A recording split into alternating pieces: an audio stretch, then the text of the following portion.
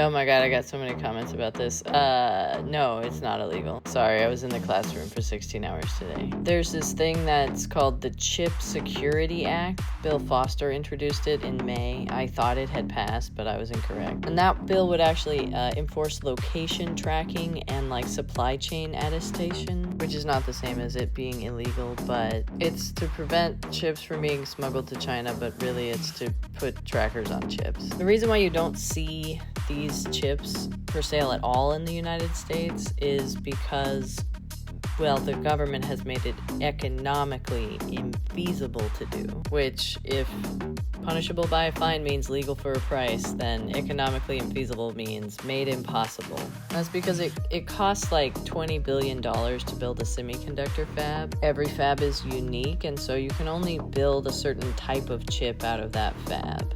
There are security requirements that the government has put out which make it impossible for the United States to buy chips that don't have these tools and technologies on them, or to do business with anyone who's not using those chips for their interactions with the government, which is the majority of chip buyers. Consumers are like a tiny drop in the bucket. Like 150 million chips is basically nothing in comparison to like the billions and billions of chips that like Qualcomm buys for like government stuff. So while you can't technically get them, as in it's okay to make them and bring them in, realistically you can't make them without the government giving you money. And that's because they cost too much for anybody but the government to really do.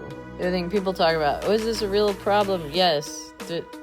Here's Matthew Garrett's documentation in 2017 of this problem. All you have to do is get a compromised device into the network to pivot, which is not difficult to do, y'all. Come on. That's why Defense in Depth. Active management technologies have been used for a long time, which is why the Five Eyes program and the SIGINT programs around this have targeted these and historically gotten a lot of stuff from them. They've been targeting this chain for years. The NSA actually mandated that Intel Management Engine give them a way to turn it off because it was a security risk that the NSA knew about because they have exploited it many times. A whole bunch of people trying to fix this problem. Entire open source organizations. But it is $20 billion, so they're not gonna.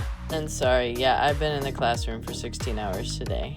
Literally teaching natural language processing. This is the kind of stuff I teach, and yeah, with cats on the top. I have a PhD because I'm not dumb enough to work for $40K a year.